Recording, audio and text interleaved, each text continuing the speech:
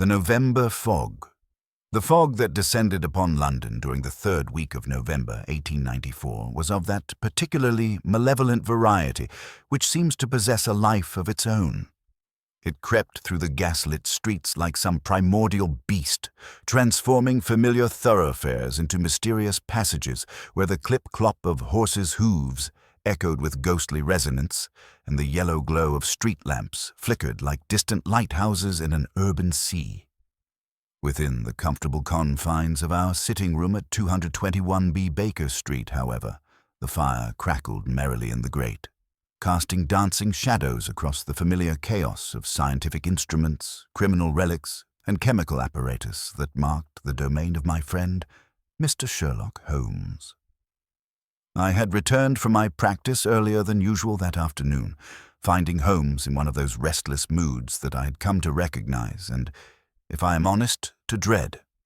For the better part of 3 hours, he had paced the length of our sitting room with the measured stride of a caged panther, his hands clasped firmly behind his back, his sharp profile occasionally turning toward the window as if seeking some escape from the tedium that held him captive. The air was thick with the acrid smoke of his shag tobacco, though his pipe now lay abandoned upon the mantelpiece, a victim of his agitation. "It is a curious thing, Watson," he remarked suddenly, breaking the silence without turning from his contemplation of the fog-shrouded street below. "How the criminal classes of London have become so deplorably predictable. A bludgeoning in Whitechapel, a petty theft in Mayfair, sordid certainly, but intellectually barren. My mind is like a racing engine that is tearing itself to pieces because it is not connected up with the work for which it was built." I set aside the medical journal I had been attempting to read, recognizing the signs of that dangerous ennui which had, in the past, driven my friend to seek stimulation in less wholesome pursuits. "Perhaps you are being overly critical, Holmes. Surely not every case need be a masterpiece of criminal ingenuity." He turned from the window, his gray eyes holding that peculiar light which indicated the highest tension of his faculties. "On the contrary, Watson, I observe that you have been expecting a visitor this evening. You have straightened the journals upon the table, adjusted the cushions of the sofa, and glanced no fewer than 4 times at the clock since setting down your reading. The fact that you have not prepared your medical bag suggests this is not a professional call, yet your evident anticipation indicates someone of importance. Given the lateness of the hour and the inclement weather, I deduce—" The sharp peal of our doorbell cut through his analysis like a blade. But this was not the polite ring of a social caller or the authoritative summons of officialdom. It was a desperate, sustained clamor that spoke of mortal terror. Holmes's lethargy vanished in an instant. His posture straightened, his eyes snapped to full alertness, and a faint smile curved his lips. "Ah," he murmured, "unless I am very much mistaken, the universe is about to provide a most emphatic rebuttal to my complaints." The stranger's arrival. We heard the heavy tread of Mrs. Hudson upon the stairs, accompanied by lighter, more unsteady footsteps. The door to our sitting room flew open, and our landlady appeared, her usually composed features creased with alarm. "Mr. Holmes, Dr. Watson," she gasped, stepping aside to reveal the figure behind her. "This gentleman insisted on seeing you immediately. He appears to be in some distress." The man who practically fell into our room was of middle age, perhaps 45 years, with dark hair silvered at the temples, and a complexion that spoke of recent, robust health now drained to the pallor of approaching death. His clothing, though of excellent quality, a well-tailored frock coat of dark grey wool and a silk waistcoat, was disheveled and bore dark stains that my medical experience immediately identified as blood. His breathing was labored and shallow, and he clutched his left side with evident pain. "Mr. Sherlock Holmes," he gasped, his eyes wild with urgency and fixed upon my friend with desperate intensity. I must speak with you. There is no time." "I am Holmes," my friend replied, stepping forward with that calm authority which had so often steadied those in crisis. "Watson, help me get him to the sofa. Mrs. Hudson, if you would be so good as to fetch some brandy." Together we supported the stranger's weight and guided him to the sofa, where he collapsed with a groan of pain. I loosened his collar and waistcoat, my fingers immediately finding the source of his distress, a deep wound in his left side, just below the ribs. The blood that seeped through his shirt was dark and flowed with ominous steadiness, indicating damage to vital organs. "Holmes," I said quietly, "fetch my medical bag. Though I fear." The dying man's hand shot out with surprising strength, grasping Holmes by the wrist. "No," he whispered hoarsely, his voice barely audible above his labored breathing. "Too late for that. Must tell you. Before—" His words dissolved into a fit of coughing that brought fresh blood to his lips. Holmes leaned closer, his expression grave but focused. "Who has done this to you? Where were you attacked?" "Cheapside," the man managed, each word a visible effort. "The 7 Stars. They found me there. Knew I would come to you. Tried to stop me." He coughed again, and I observed with professional dismay that his condition was deteriorating rapidly. The wound was beyond any treatment I could provide without proper surgical intervention, and even then I doubted any surgeon in London could save him. "Who found you?" Holmes pressed, his voice urgent but controlled. "Who are they?" The stranger's grip on Holmes's wrist tightened convulsively. The Crimson Circle," he breathed, his voice fading to barely a whisper. "They have taken her. My daughter, Eleanor. She knows nothing of this business. Is innocent." His eyes, remarkably clear despite his condition, fixed upon Holmes with an intensity that was almost unnerving. "They will kill her when they learn I have come to you." "Where is your daughter being held?" Holmes demanded. "What is this business you speak of?" But the man's strength was ebbing like water from a cracked vessel. He struggled to speak, his lips moving soundlessly for a moment before he managed one final desperate utterance. "The ledger. Inside coat. Everything you need to know. Stop them." His hand fell away from Holmes's wrist, and his entire body seemed to relax in that final manner I had witnessed too many times in my medical career. I placed my fingers against his neck, feeling for a pulse that I knew would not be there. "He is gone," I announced quietly, closing the stranger's eyes with a gentle touch. "He cannot have lived more than 15 minutes after reaching our door. The investigation begins." Holmes stood slowly, his face a mask of controlled fury. "He used his dying breath to reach us, Watson. Every step from Cheapside to Baker Street must have been an agony beyond imagining. Yet he persevered. Whatever crisis brought him here was of such magnitude that he chose to spend his final moments delivering a warning rather than seeking the medical attention that might have prolonged his life." As Holmes spoke, he was already reaching into the dead man's coat pocket, withdrawing a small leather-bound notebook, its cover stained with blood but otherwise intact. "The ledger," he mentioned, he said, beginning to examine its contents with keen interest. I conducted a thorough search of the deceased's person, while Holmes immersed himself in the mysterious book. The man's clothing was of good quality throughout. His watch was an expensive piece, engraved with the initials RCM on the inner case. In his wallet, I found several banknotes, a return railway ticket from Dover to London dated that very day, and a calling card bearing the name Robert Charles Marlowe, Import-Export, Dover. "His name was Marlowe," I announced. "Robert Charles Marlowe, apparently a businessman from Dover. He arrived in London only today."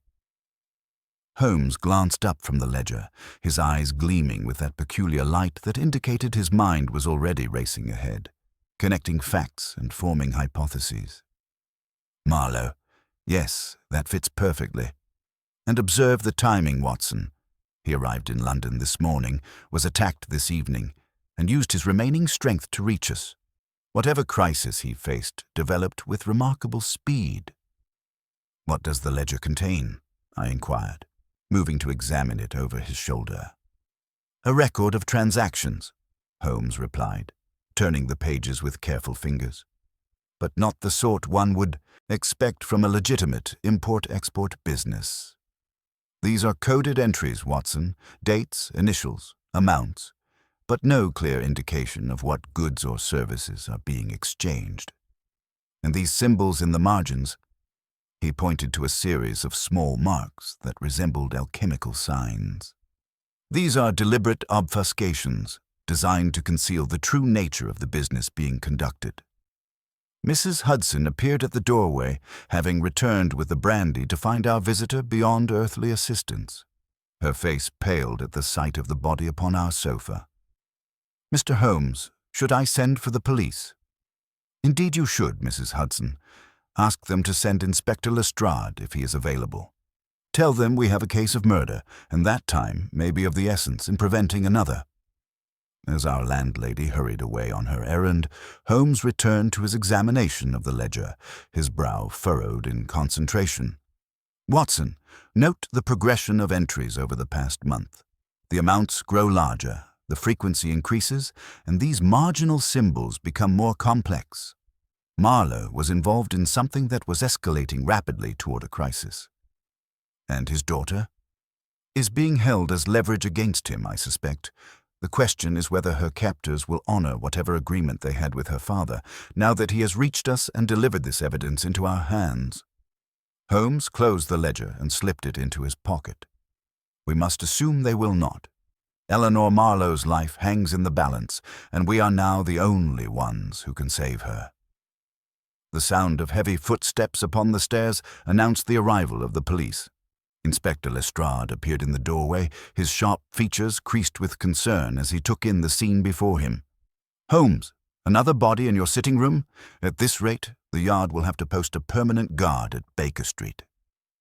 Despite his jest, the inspector's expression was grave as he approached the sofa. "What happened here?" Holmes provided a concise account of the evening's events, though I noticed he made no mention of the ledger's specific contents. Lestrade listened with growing interest, his notebook filling with rapid scribbles. "The Crimson Circle," he repeated when Holmes had finished.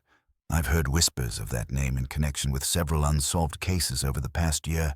Smuggling operations, blackmail schemes, and possibly worse, but we've never been able to establish concrete evidence of their existence, much less identify any members."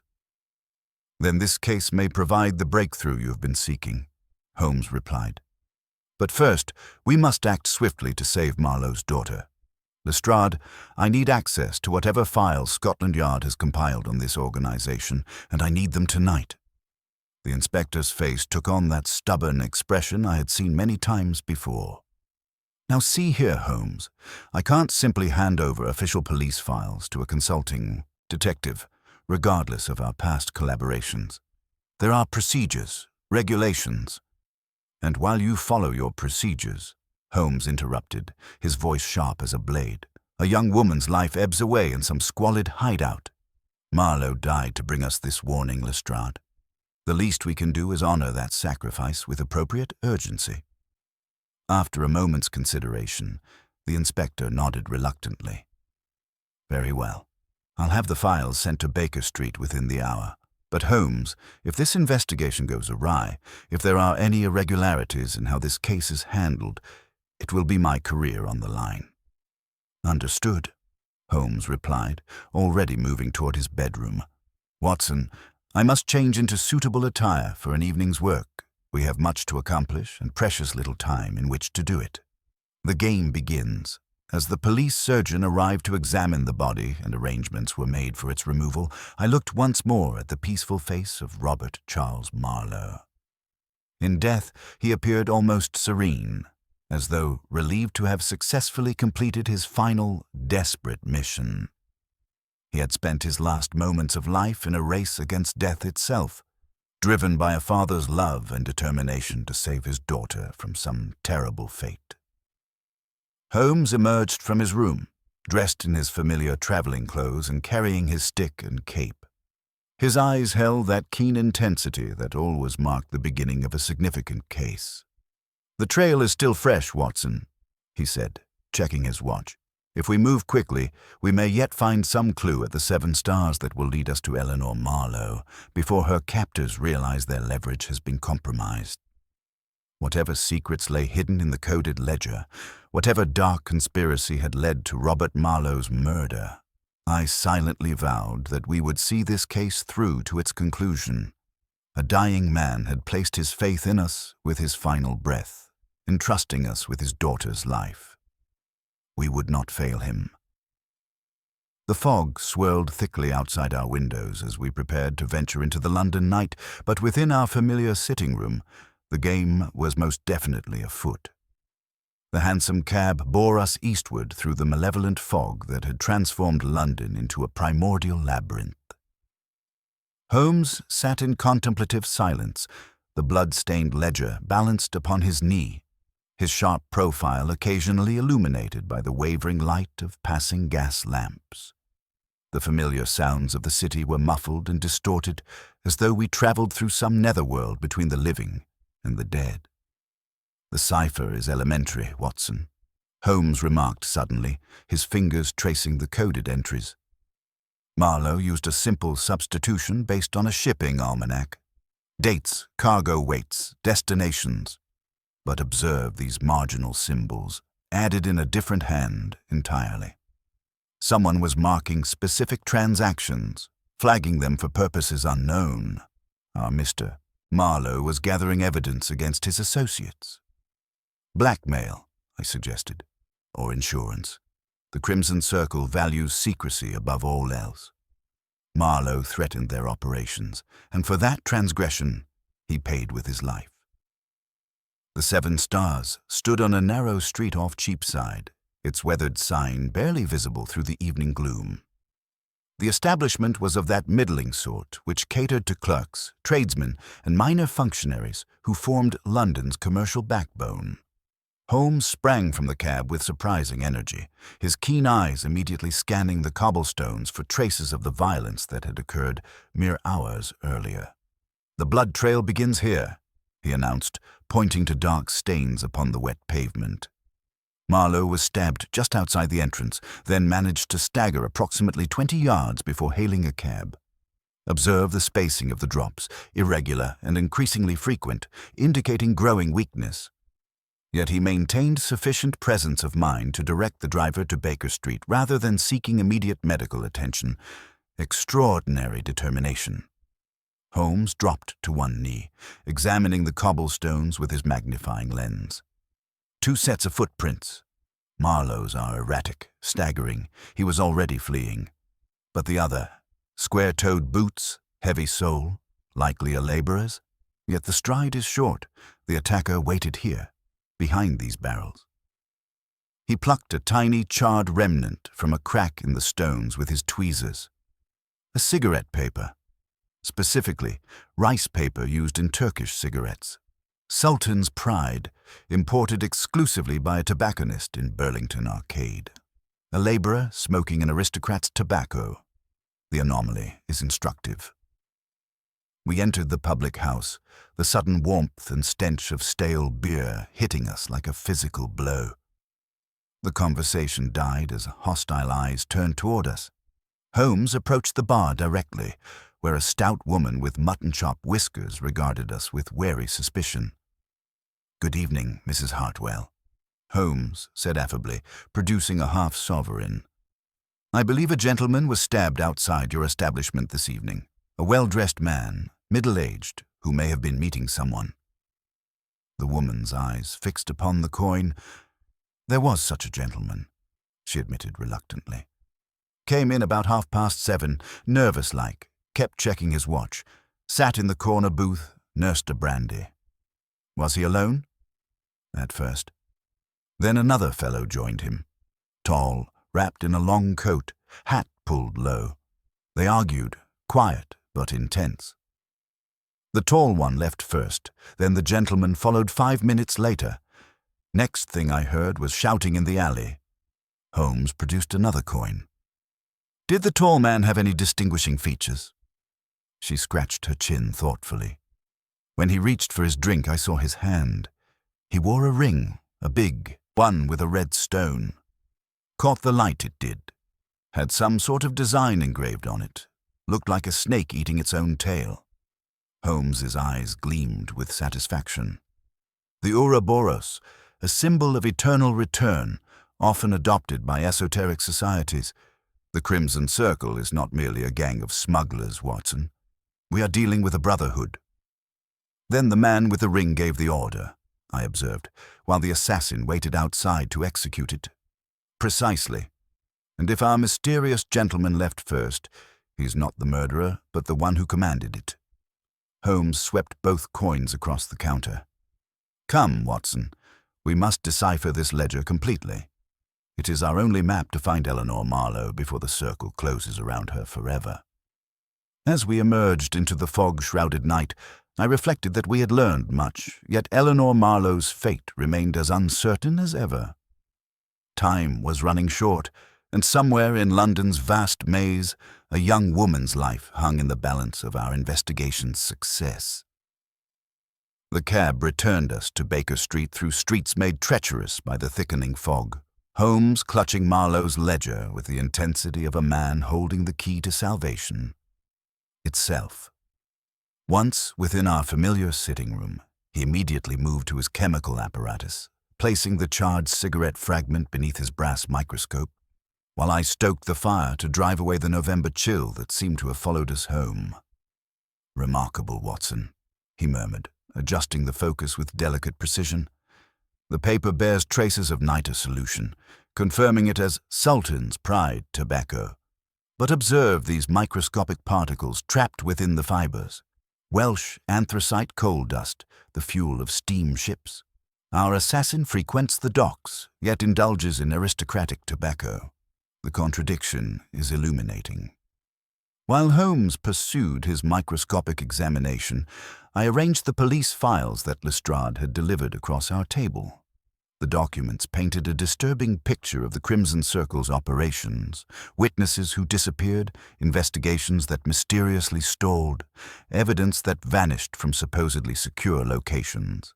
Yet as Holmes had observed, the yard possessed fragments without understanding the whole. Here, Holmes announced, extracting a particular dossier with evident satisfaction. Silas Thorne, foreman at the West India Docks, suspected of managing operations far above his legitimate station. The notation mentions his patronage of Burlington Arcade tobacconists, our smoking assassin without doubt. But Thorne is merely the blade, Watson. We must identify the hand that guided it. He turned his attention to the ledger, spreading it alongside the police files in a configuration that appeared chaotic but doubtless possessed perfect logic to his organized mind.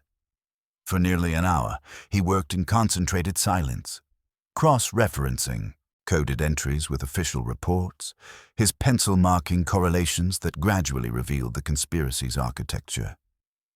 The cipher is elementary, he explained, his finger tracing the coded transactions. Marlowe used shipping almanac references, dates, weights, destinations. But these marginal symbols, added in different ink, mark specific entries for unknown purposes. Someone within the organization was flagging transactions, Watson. Our Mr. Marlowe was not merely keeping books, he was gathering evidence. Against whom? Holmes produced a thin folder marked with Dover postmarks. His business partner, Edwin Gray. Observe the pattern. Every transaction marked with those marginal symbols corresponds to dates when Gray entertained foreign gentlemen at his Dover residence. Men arriving on late trains, departing by chartered vessel. The yard's files contain repeated mentions of Gray's suspicious prosperity, yet every investigation finds his books immaculate. Because another set exists, I realized, indicating the blood-stained ledger. Precisely. Gray serves as the Circle's English banker, their respectable face in legitimate commerce. But 3 weeks ago, something changed. Marlowe's entries become increasingly frantic, the amounts larger, the frequency desperate. Then Eleanor disappears, and her father begins his dangerous game of evidence gathering. Holmes rose abruptly, moving to the window where he stared into the fog-shrouded street with that peculiar intensity that marked his highest mental activity. "Consider the timing, Watson. The Crimson Circle could have killed Marlowe in that alley and disposed of his body. Instead, they delivered a mortal wound and allowed him to reach us. They wanted us involved in this affair." The implication sent ice through my veins. Then Eleanor's kidnapping, her father's murder, this entire sequence is designed to engage your attention? Or test my capabilities? The Circle operates through corruption and leverage, blackmail material on judges, politicians, police officials. They believe themselves invincible, protected by layers of compromised authority. But they have made their first crucial error. They have engaged the interest of someone beyond their system of control. He turned from the window, his gray eyes holding that steely determination I had witnessed at the commencement of our most dangerous cases. "Tomorrow we visit Dover. Marlowe's business premises will contain additional evidence, correspondence, shipping records, perhaps indication of where Eleanor is held. But tonight, we pursue Thorne. He is our only immediate link to the girl, and time grows short." Holmes began gathering his coat and stick with purposeful energy. "The Circle expects us to fumble about London following false trails. Instead, we shall strike simultaneously at both ends, the respectable facade in Dover and the criminal reality in London's docks. They have underestimated us, Watson, and that miscalculation shall prove their undoing." As we prepared to venture once more into the malevolent fog, I reflected that we faced an organization of unprecedented cunning and ruthlessness. Yet Holmes's confidence was infectious, and I found myself believing that even the Crimson Circle's web of corruption could not withstand the focused brilliance of the world's first consulting detective. The game had indeed begun in earnest, and somewhere in London's vast labyrinth, Eleanor Marlowe's life depended upon our success. The journey to the West India docks carried us through London's most treacherous quarter, where the fog hung thick as wool and twice as suffocating. Our cabman, increasingly nervous as we penetrated deeper into the labyrinth of warehouses and tenements, finally refused to proceed beyond the main thoroughfare, leaving us to navigate the final approaches on foot. Holmes seemed invigorated by the very squalor of our surroundings, his sharp eyes cataloguing every shadow and doorway as we made our way toward the river. The docks themselves sprawled along the Thames like some industrial cathedral, their cranes and warehouses silhouetted against the murky sky. The air was thick with mingled scents of tar, exotic spices, and the river's perpetual dampness. Holmes consulted his pocket watch with evident satisfaction. "The night shift changes at midnight, Watson, providing us a brief window when supervision lapses. Warehouse 7 houses Thorne's operations, according to the yard's files. We shall observe before acting. The Circle's tentacles reach far, and we must determine how many we face." We approached the designated building through narrow passages between towering structures, Holmes moving with the confidence of a man who had memorized every detail from official maps. A single lamp burned in an upper office, visible through grimy windows, and voices carried clearly in the still night air. Holmes positioned us behind a stack of tea chests where we could observe the warehouse entrance. Within minutes, our patience was rewarded. Two figures emerged from the shadows. One tall and elegantly dressed despite the late hour, the other shorter and nervous, constantly glancing about with furtive anxiety. They entered the warehouse, and Holmes immediately moved closer, drawing me with him until we could hear their conversation through the thin walls. "Thorne," the cultured voice carried clear authority. "The Marlowe affair has become complicated." He reached Holmes before dying. "I did as ordered, Mr. Blackwood," came Thorne's rumbling reply. "Knife to the ribs, clean and quick. How was I to know the man would spend his last breath running to Baker Street?"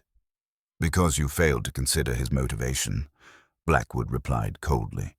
"A father's desperation makes men capable of extraordinary effort. The question now is whether Holmes will follow our carefully prepared trail or prove more troublesome than anticipated. My hand moved instinctively toward my revolver, but Holmes's restraining grip counseled patience. We remained motionless as the conversation continued. "What of the girl?" Thorne asked. "Eleanor Marlowe remains secure at the Dover location, the old priory ruins east of the town. She serves as our insurance should Holmes prove too clever for the false leads we've prepared. The architect believes the detective's reputation for logic makes him predictable, but I have my doubts." Holmes's fingers tightened imperceptibly on my arm, our signal to retreat.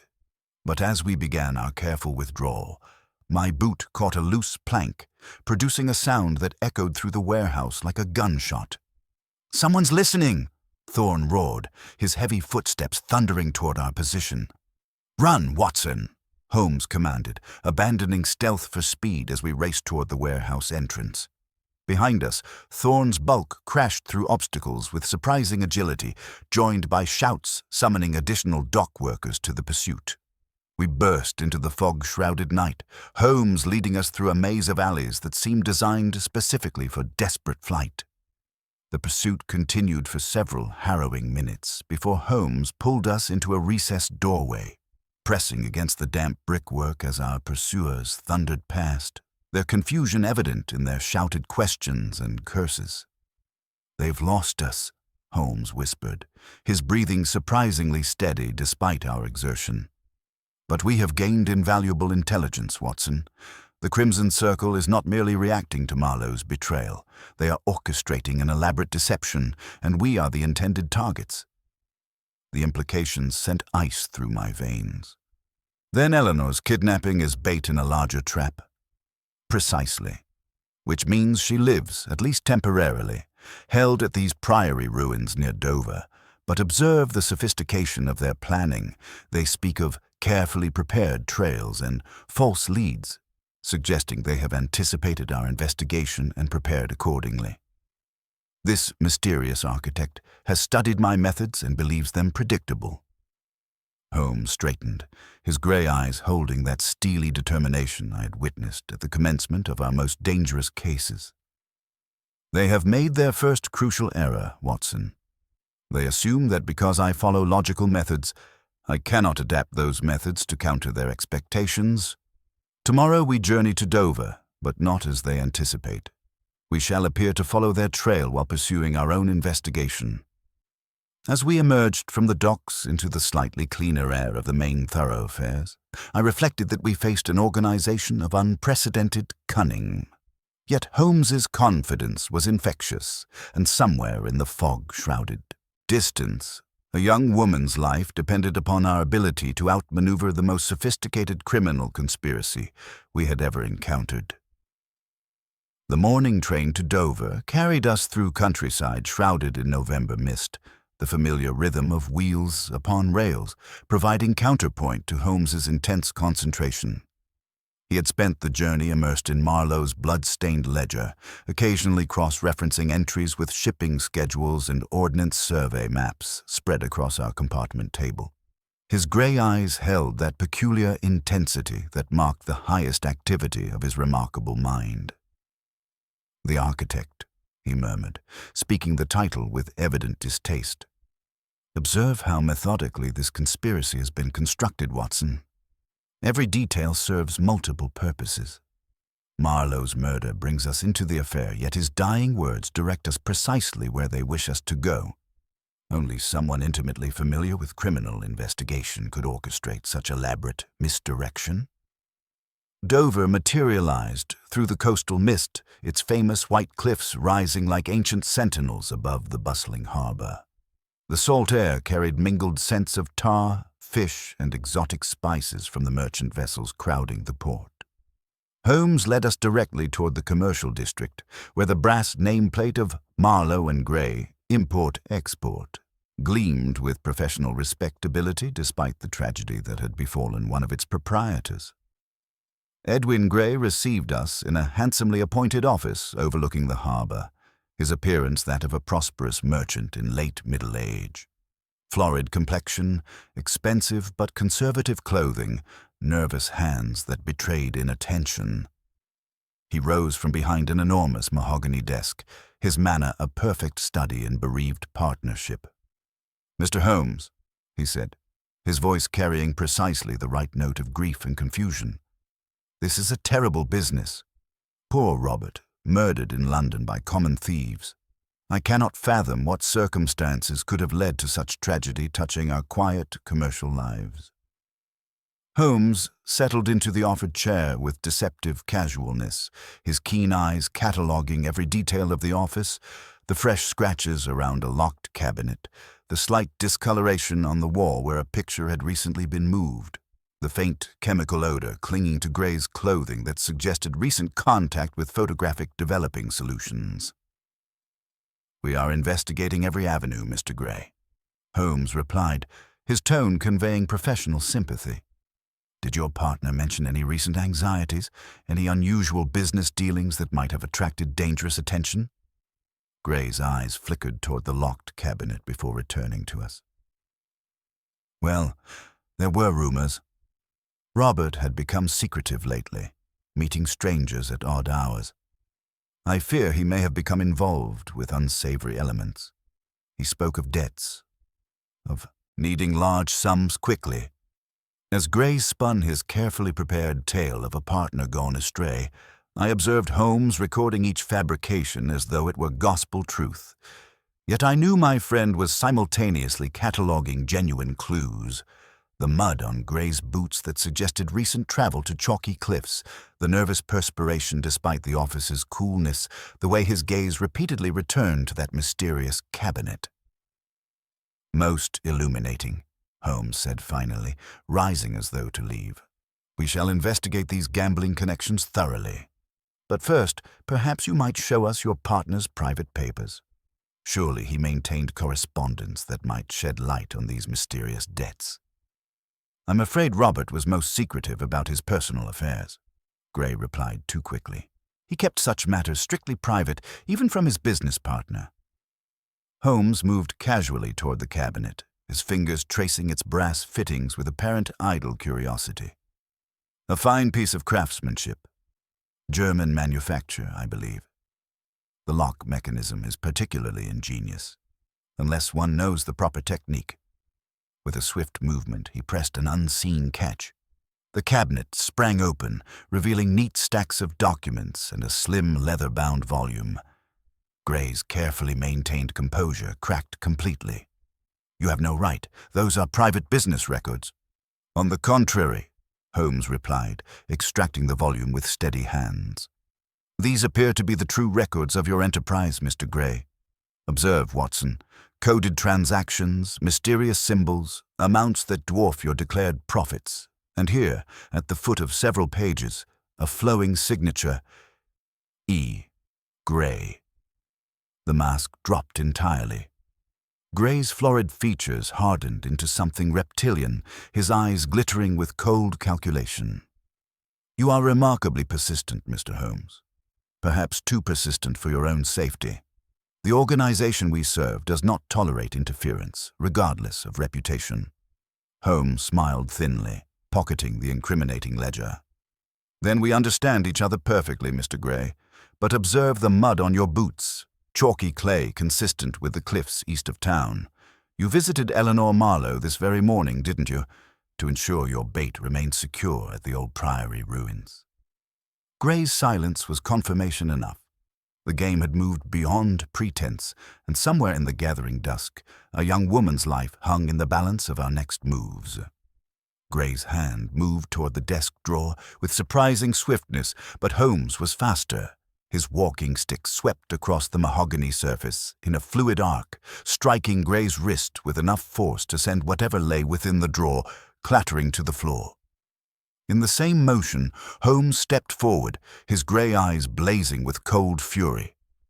"I think not, Mr. Gray," he said quietly, his voice carrying an edge sharp as winter steel. "Watson, if you would be so good as to examine our host's arsenal while I secure the documents." I knelt to retrieve a heavy bulldog revolver, its cylinder fully loaded, along with a small silver box bearing the familiar Ouroboros design. Inside the box nested 3 gelatin capsules filled with an amber fluid that spoke eloquently of the Circle's preferred method for silencing inconvenient witnesses. Prussic acid, Holmes observed, glancing at my discovery while methodically emptying Gray's desk of its contents. Efficient and theatrical, entirely consistent with your organization's fondness for dramatic gestures. Now, Mr. Gray, we shall discuss Eleanor Marlowe's precise location and the security arrangements surrounding her. Gray's carefully maintained facade cracked entirely, revealing something reptilian beneath the merchant's respectability. You are too late, Holmes.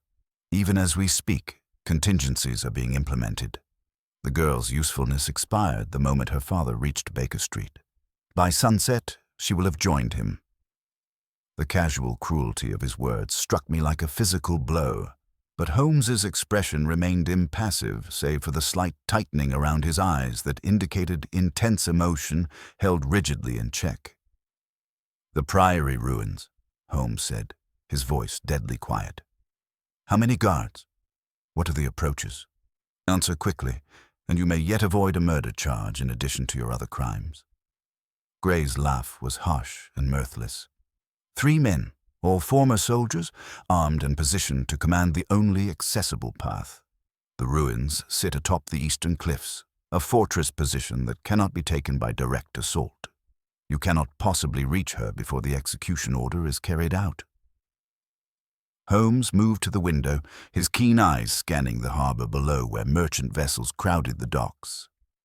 Among Gray's confiscated papers, I glimpsed architectural drawings of the Priory ruins, coded telegrams bearing foreign postmarks, and what appeared to be shipping manifests for vessels that had never officially entered Dover Harbor. "The architect," Holmes said suddenly, turning back to our captive. "This mysterious strategist who believes he understands my method so thoroughly, I deduce he is someone with intimate knowledge of criminal investigation. A former official, perhaps, who has studied both sides of the law." Gray's eyes widened fractionally before his expression hardened into stubborn silence, but that momentary reaction told Holmes everything he required. "Both prosecutor and defendant," my friend murmured with evident satisfaction. "A man who has examined crime from every angle, who understands investigative procedure well enough to anticipate and counter it. Fascinating. But he has made one crucial miscalculation, Mr. Gray. He assumes that because I employ systematic methods, I cannot abandon them when facing an opponent who understands them." Holmes gathered the last of the documents, stuffing them into his coat pockets with urgent efficiency. "You will remain here until the Dover constabulary arrives. I telegraphed them before we entered your office. They should appear momentarily, armed with sufficient evidence from these papers to ensure your complete cooperation." We descended to the street where the local police were indeed arriving, led by a sergeant whose grim efficiency suggested Holmes had provided detailed instructions. After brief explanations and the transfer of Gray into official custody, we hurried toward the eastern cliffs, Holmes setting a pace that tested even my military-trained endurance. "The sun sets in 90 minutes, Watson," he said as we climbed the chalky path rising from the town. Gray's confidence suggests the execution is timed for dusk, practical as well as theatrical, since darkness will cover the disposal of evidence. We must reach those ruins before then, and we must do so without alerting the guards to our approach. The path grew steeper as we ascended, winding through scrub vegetation that offered minimal concealment. In the distance, the crumbling walls of St. Jude's Priory stood silhouetted against the darkening sky like broken teeth. Somewhere within those ancient stones, Eleanor Marlowe awaited either rescue or death, and the outcome depended entirely upon our ability to outmaneuver an organization that had anticipated our every move. The game had reached its most critical juncture, with a young woman's life hanging in the balance of the next few hours. As we approached the ruins through the gathering twilight, I reflected that we faced not merely criminals, but an adversary who had studied Holmes's methods with the dedication of a scholar and the malice of a sworn enemy. The ruins of St. Jude's Priory commanded the cliff top like the broken crown of some ancient king, its weathered stones casting long shadows across the wind-swept grass as the November sun touched the western horizon. Holmes crouched behind a fallen buttress, his sharp profile outlined against the darkening sky as he studied the defensive positions through his pocket telescope. The salt wind carried fragments of conversation from the guards stationed at the main approach, their voices betraying the casual confidence of men who believed their position impregnable. 3 sentries, precisely as Gray indicated, Holmes murmured, his voice tight with controlled intensity. Observe their deployment, Watson. The first commands the path from the ruined gatehouse, the second patrols the western cloisters, while the third undoubtedly guards Miss Marlowe within the central chapel. Military precision, suggesting our opponents possess genuine tactical expertise. I studied the ancient structure with growing unease. The priory occupied a narrow tongue of cliff, sheer drops on 3 sides, providing natural fortification that would challenge a regiment, let alone 2 men armed with revolvers. A frontal assault would be suicide, Holmes. They command every approach with overlapping fields of fire. Holmes's grey eyes gleamed with that dangerous light I had learned to recognize, the expression of a man whose intellect had been challenged by a worthy adversary. Precisely what the architect calculated, Watson. He has constructed a scenario where conventional tactics lead inevitably to failure. But observe the seaward face. Erosion has carved deep fissures in the chalk, creating a natural pathway invisible from above. He indicated a narrow ledge barely discernible in the failing light, a treacherous shelf of weathered stone that hugged the cliff face 30 feet below the priory's eastern wall. The wind howled through the gap between sea and sky, and far below, the channel's grey waters churned against jagged rocks with murderous persistence. "You propose we traverse that death trap?" I asked, though I already knew his answer from the set of his shoulders. "The architect believes he understands my methods, Watson. Logical deduction, systematic investigation, predictable responses to calculated stimuli. But he has made one crucial error. He assumes that because I employ reason, I cannot abandon it when facing an opponent who understands it." Holmes began removing his coat with swift, purposeful movements. "That ledge represents the one approach they have dismissed as impossible. Therefore, it is our only hope." The psychological transformation was remarkable to witness. Gone was the languid consulting detective of Baker Street, replaced by something altogether more primal, a predator whose intellect had been sharpened to a killing edge by intellectual combat. This was Holmes, as I had seen him only in our most desperate hours, when the game transcended mere criminal investigation to become a battle of minds with life and death hanging in the balance. "The girl's execution is timed for sunset," he continued, securing his belongings with practiced efficiency. 20 minutes, no more. We must reach her before that deadline, and we must do so without alerting the guards to our presence until the final moment. Together, we descended to the ledge, our backs pressed against the chalk face as we moved with infinite care along the narrow shelf. The wind buffeted us with malicious persistence, threatening to tear us from our precarious perch and send us plummeting to the rocks below. Holmes led with the sure-footed confidence of a mountaineer, his long fingers finding purchase in every crack and crevice. "The architect's greatest weakness," he said quietly as we navigated a particularly treacherous section, "lies in his very strength. He has studied my past cases so thoroughly that he believes he can predict my future actions. But prediction requires pattern, Watson, and I am about to establish an entirely new pattern." After what seemed an eternity of careful movement, we reached a collapsed section of the priory's seaward wall, where centuries of erosion had created a gap, just large enough for a determined man to squeeze through. Holmes pulled himself up with fluid grace, then extended his hand to assist my ascent into the ruins proper. We found ourselves within the ancient structure's heart, concealed among fallen masonry and overgrown vegetation, where carved saints gaze sightlessly from weathered stones. Somewhere within these walls, Eleanor Marlowe awaited either rescue or execution, while her captors maintained their vigil in supreme confidence that no earthly power could reach her in time. Holmes checked his watch with grim satisfaction. 15 minutes until sunset, Watson. The endgame approaches, and for the first time in this affair, we hold the advantage of surprise. The architect has finally miscalculated. Holmes moved through the ancient stonework with predatory grace, his keen eyes cataloguing every shadow and defensive position as we approached the central chapel. The dying November light cast long fingers of crimson through the Gothic arches, where Eleanor Marlowe sat bound to a heavy wooden chair, her dark hair disheveled, but her bearing remarkably composed despite the terror of her circumstances. A single guard stood watch over her, while his companion maintained patrol of the outer perimeter with military precision. "The architect has positioned his pieces with professional competence," Holmes whispered, his breath barely audible above the wind. "But observe their weakness, Watson. They expect either desperate assault or careful negotiation. We shall provide neither." From his coat, he produced the documents seized from Gray's office, their pages crackling softly in the evening breeze. These manifests represent the Circle's entire financial structure, every corrupted official, every illegal transaction, every carefully maintained secret. The organization values this intelligence above any single life, including Miss Marlowe's.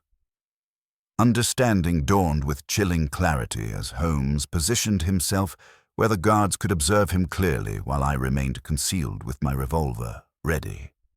He struck a lucifer match with theatrical deliberation, holding the flame near the incriminating papers so the flickering light illuminated their contents. "Gentlemen," his voice rang through the ruins with commanding authority, "I'm Sherlock Holmes, and I hold in my hands the complete records of your organization's operations. Unless Miss Marlowe is released immediately, these documents burn, and with them, any hope of protecting your network from exposure." The effect was instantaneous and electric.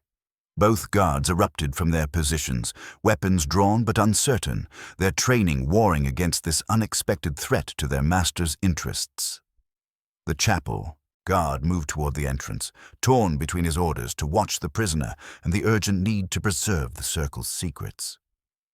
"You're bluffing," shouted the outer sentry, but his voice carried desperate uncertainty. "Test me," Holmes replied coolly, allowing several document edges to catch fire and curl into ash. "Discover whether your architect's elaborate scheme survived the loss of his carefully maintained records." In that frozen moment of indecision, I struck. The chapel guard had taken 3 crucial steps toward Holmes, leaving Eleanor momentarily undefended. I burst through the rear archway, my Webley leveled at his back. "Drop your weapon!"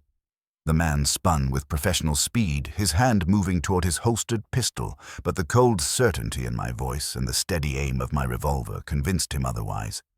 His weapon clattered to the flagstones as Eleanor stared with wild hope dawning in her frightened eyes. "Dr. Watson," I said urgently, my knife already severing her bonds, "we are friends of your father."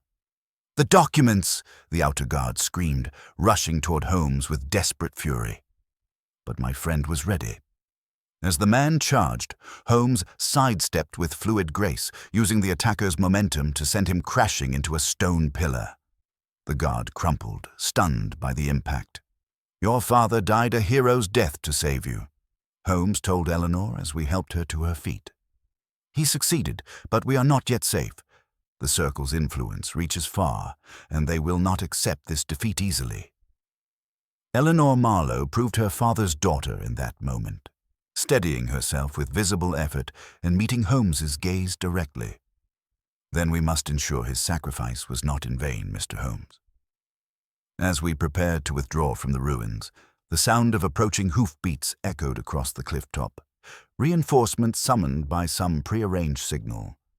The rescue was complete, but the Crimson Circle's web of conspiracy remained intact, and somewhere in London's shadows, the mysterious architect was undoubtedly preparing his next move in this deadly game of minds.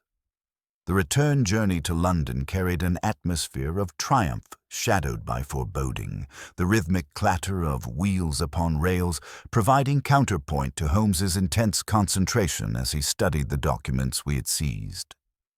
Eleanor Marlowe sat opposite us with remarkable composure, her dark eyes reflecting both grief for her father and steely determination that spoke of inherited courage. In her hands, she clutched a small leather satchel she had retrieved from the Priory ruins, her only remaining connection to the life that had been so violently shattered. "My father kept personal journals separate from his business ledgers," she said quietly, her voice steady despite the recent ordeal. "He recorded observations about the men he dealt with, their mannerisms, their conversations. He knew he was walking into danger, Mr. Holmes, but he felt compelled to document everything he witnessed." Holmes accepted the slim volume she extracted from her satchel with evident eagerness, his grey eyes scanning the pages with growing intensity. The entries revealed a methodical mind cataloguing details that had seemed insignificant at the time, but now formed a disturbing pattern of calculated manipulation and hidden control. "Remarkable," Holmes murmured, his finger tracing particular passages. "Your father possessed a natural investigative instinct, Miss Marlowe. Observe these notations, references to a figure who never appeared directly yet whose influence permeated every transaction. Someone the others referred to with obvious deference as the Professor, a man whose mathematical precision in organizing criminal enterprises bordered on the artistic. The implications sent ice through my veins, though Holmes's expression remained carefully neutral. We had believed ourselves confronting a sophisticated smuggling operation, yet these journals suggested something far more sinister, a criminal conspiracy of unprecedented scope and organization. Upon reaching Victoria Station, we were met by Inspector Lestrade, whose grim expression indicated developments during our absence.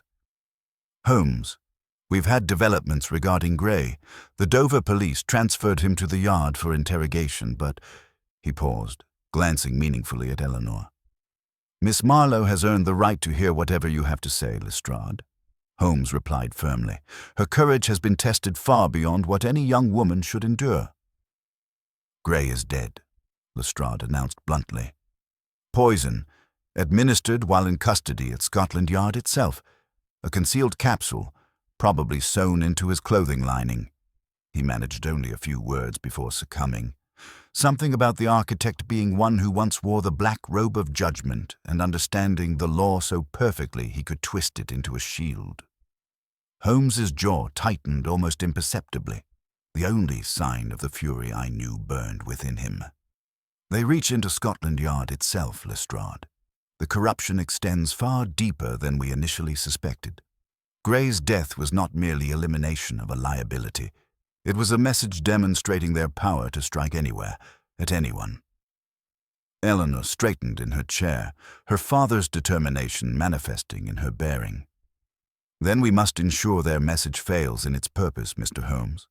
My father died gathering this evidence.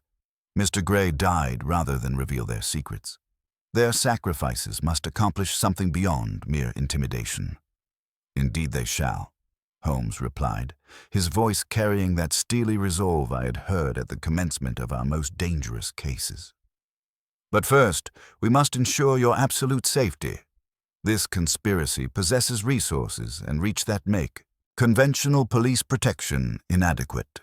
I shall arrange for you to be placed under my brother Mycroft's direct protection, security that even the most sophisticated criminal organization would find challenging to penetrate." As we prepared to leave the station, Holmes drew me aside, his expression grave. "The game has changed fundamentally, Watson.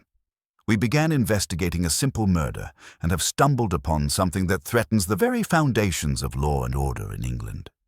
This architect, whoever he may be, has constructed a criminal empire of unprecedented sophistication. The Crimson Circle was merely one tentacle of a vast octopus that strangles legitimate society." The fog swirled around us as we emerged onto the London streets, transforming familiar thoroughfares into mysterious passages where every shadow might conceal an assassin and every passer-by could be an agent of our enemies. We had won a significant victory in rescuing Eleanor Marlowe and exposing Gray's operations, yet I sensed this success had merely drawn us deeper into a web of conspiracy that reached into the highest levels of British society. The stranger who had asked for Holmes minutes before dying had succeeded in his desperate gambit. His daughter lived, and his evidence had reached the one man in England capable of understanding its significance. Yet as we made our way through the malevolent London night, I realized that Robert Marlowe's death had been not the conclusion of our mystery, but merely the opening move in a far more dangerous game. The morning following our return from Dover found Holmes in a state of controlled intensity that I had witnessed only during our most critical investigations. Our sitting room had been transformed into a command center, with documents, maps, and coded ledgers arranged in configurations that possessed perfect logic to his organized mind, yet appeared chaotic to any casual observer. He had worked through the night, cross-referencing Marlowe's journals with court records, shipping manifests, and a collection of legal documents that bore the distinctive seal of his brother Mycroft's office. A sharp rap at our door interrupted Holmes's concentrated analysis. Mrs. Hudson entered bearing a silver tray, upon which rested a single envelope of thick, expensive vellum sealed with red wax, bearing the familiar Ouroboros symbol. Her hands trembled slightly as she approached. "A messenger delivered this just now, Mr. Holmes," she said quietly. "Paid a sovereign to place it directly in your hands." Holmes broke the seal with deliberate calm, his grey eyes scanning the elegant copperplate handwriting within. As he read, his expression hardened into something resembling granite. "Listen to this, Watson. My dear Mr. Holmes, I must congratulate you on your Pyrrhic victory at Dover. You have saved the girl and inconvenienced my operations, but do not mistake a skirmish for the war. The evidence you hold is dangerous, certainly, but knowledge without power is merely philosophy. The game has become tiresome. Choose wisely." Holmes tossed the letter into the fire, where it curled and blackened among the coals. A confirmation that we have struck closer to the heart of this conspiracy than even I dared hope. He moved to his analytical charts with renewed purpose, his long finger tracing connections between dates, cases, and financial transactions. "The pattern emerges with mathematical precision, Watson. Observe how the Crimson Circle's major operations coincide with specific legal proceedings over the past 3 years. Each time a prosecution threatened their activities, key evidence mysteriously disappeared, or witnesses recanted their testimony. Someone within the legal establishment, I observed, following his reasoning. Not merely within it. Someone who has mastered every aspect of jurisprudence. Gray's dying words mentioned the black robe of judgment, and these court records reveal a disturbing pattern. Holmes indicated a timeline he had constructed. 3 major prosecutions, each presided over by a single judge, each collapsing at the critical moment. Sir Alistair Pennington, late of the Central Criminal Court, universally praised for his service, retired with honors just 1 year ago. The implications sent ice through my veins. Pennington? But his reputation is beyond reproach. Consider his qualifications, Watson. A brilliant legal mind, decades spent dissecting both crime and its investigation, intimate knowledge of police procedure and evidentiary rules. Who better to design a criminal empire, shielded by the very law meant to destroy it? Holmes's eyes gleamed with that dangerous light that marked the completion of a complex deduction. Every case he manipulated strengthened the Circle's operations while enhancing his reputation for judicial wisdom. The arrival of Mycroft Holmes interrupted our discussion, his substantial frame filling our doorway with characteristic authority. The elder Holmes brother carried a leather portfolio bearing government seals, his keen eyes immediately assessing the evidence scattered throughout our sitting room. "You have been productive, Sherlock," he observed, settling into our most robust chair. "Miss Marlowe remains safely protected, but the implications of your investigation have reached the highest levels of government. A retired judge orchestrating criminal conspiracy threatens the very foundations of British jurisprudence. Then you have confirmed my deductions, Holmes inquired. The financial records are damning, Mycroft replied, extracting documents from his portfolio. Pennington's personal accounts show deposits corresponding exactly to the Circle's major operations. His judicial decisions created legal precedents that systematically weakened prosecution capabilities. The man has spent decades corrupting the system from within. Holmes stood with purposeful energy, his fatigue dropping away like a discarded cloak. Then we move tonight, brother.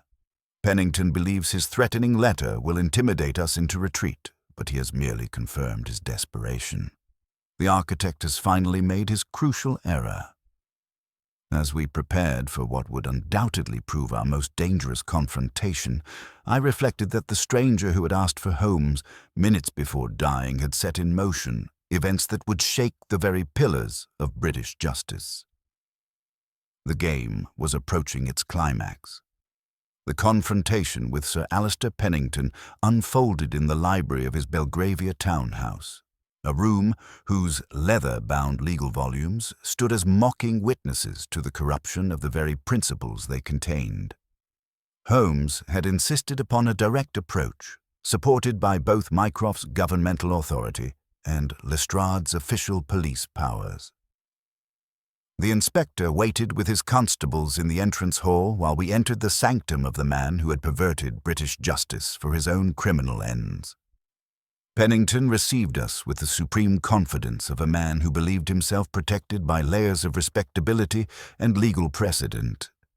Seated behind a massive desk of polished mahogany, he appeared every inch the distinguished jurist.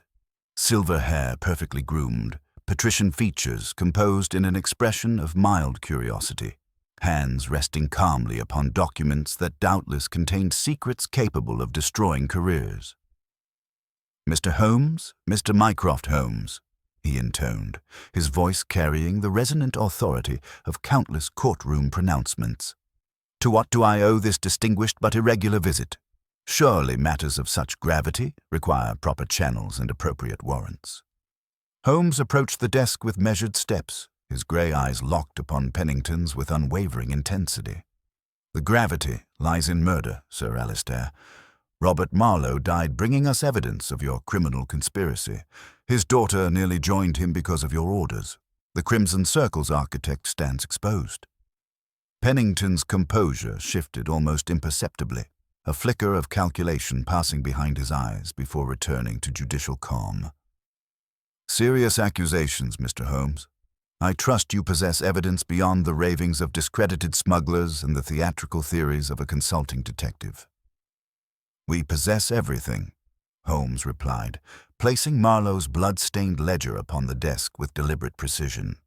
"Your victim's journals detailing your instructions, Gray's financial records linking your accounts to criminal profits. Most damning of all, the analysis of your judicial decisions which systematically dismantled prosecutions against your associates." For the first time, Pennington's mask slipped, revealing something reptilian beneath the veneer of respectability. "You are remarkably persistent, Holmes. I've studied your methods extensively.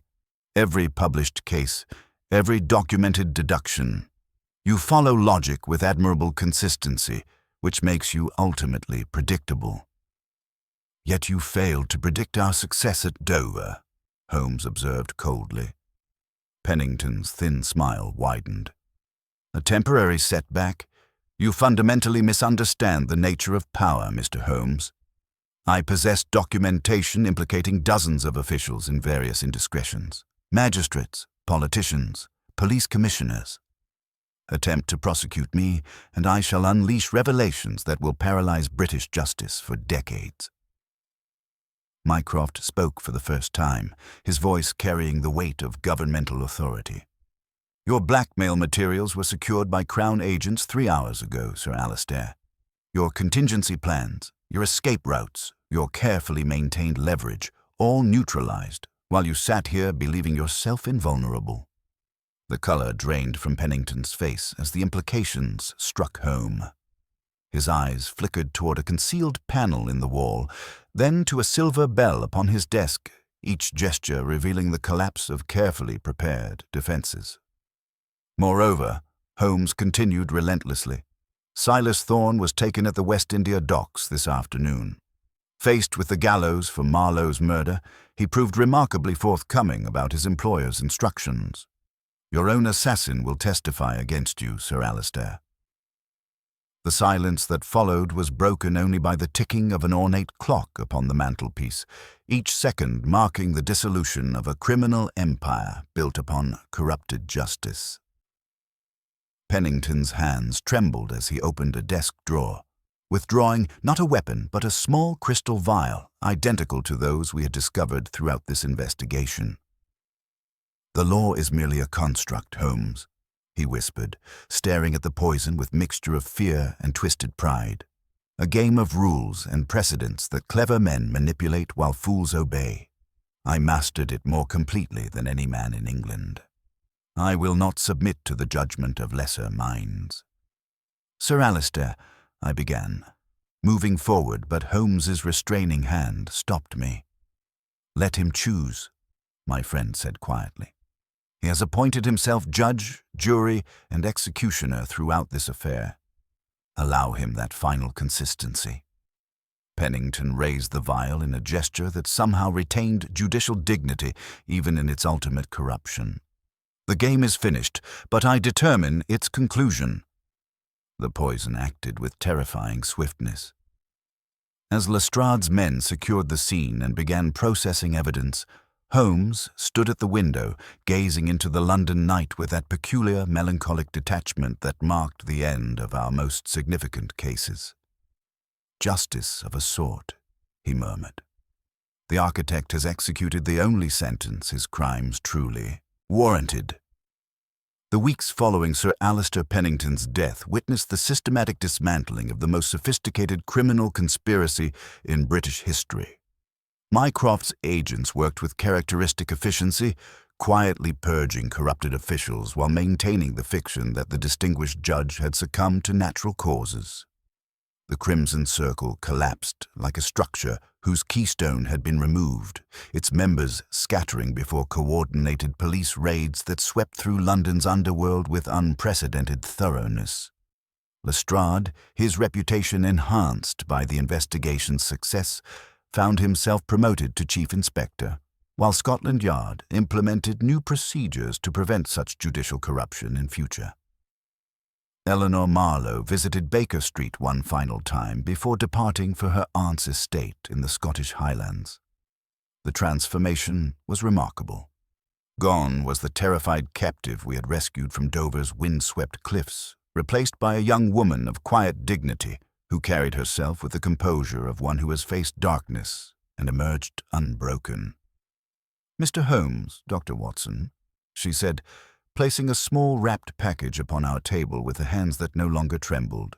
"My father believed that truth would ultimately triumph over corruption. You have vindicated that faith at the cost of considerable personal danger." Holmes accepted the package with uncharacteristic gentleness, unwrapping it to reveal her father's gold pocket watch, its case engraved with the Latin inscription Veritas Vincit, Truth Conquers. For a moment, his usually impassive features softened as he contemplated the timepiece that had marked Robert Marlowe's final desperate hours. "Your father was a man of extraordinary courage, Miss Marlowe," he said quietly. "He faced an organization that terrified hardened criminals, yet maintained his integrity until his final breath. We merely completed the work he began with such remarkable determination." After Eleanor's departure, Holmes settled into his familiar armchair with that contemplative silence that marked the conclusion of our most complex cases. The November fog had finally lifted, revealing London bathed in weak winter sunlight that transformed our sitting room into something almost peaceful. "A fascinating study in criminal psychology, Watson," he remarked, lighting his pipe with methodical precision. Pennington believed that understanding my methods made them predictable, yet that very assumption proved his undoing. He studied my published cases like mathematical formulae. forgetting that true investigation requires adaptation and the willingness to abandon conventional approaches when facing unconventional adversaries. His greatest weakness was his own brilliance, I observed. Precisely. He constructed such an intellectually sophisticated conspiracy that he could not imagine someone capable of unraveling it. Yet the true victory belonged neither to my deductions nor our dramatic rescue at Dover, but to Robert Marlowe's unwavering determination to protect his daughter with his dying breath. Holmes gestured toward the documents still scattered across our table. That courage, more than any detective's cleverness, ultimately triumphed over the architect's schemes. The familiar sound of our doorbell interrupted the moment's peace, followed by Mrs. Hudson bearing a telegram upon her silver tray. Holmes scanned the message with evident satisfaction. "From Mycroft," he announced. "The final members of the Circle have been apprehended. The organization that Pennington spent decades constructing has been completely eradicated." As evening descended upon Baker Street, Holmes rose and moved to his chemical apparatus, where several experiments awaited his attention. The restless energy that defined his nature was already reasserting itself, seeking new challenges to occupy that remarkable mind. "The criminal impulse never truly disappears, Watson," he said, adjusting his microscope with practiced precision. "Somewhere in this vast city, another conspiracy is already forming, another architect planning his grand design. The game never ends. It merely pauses between moves."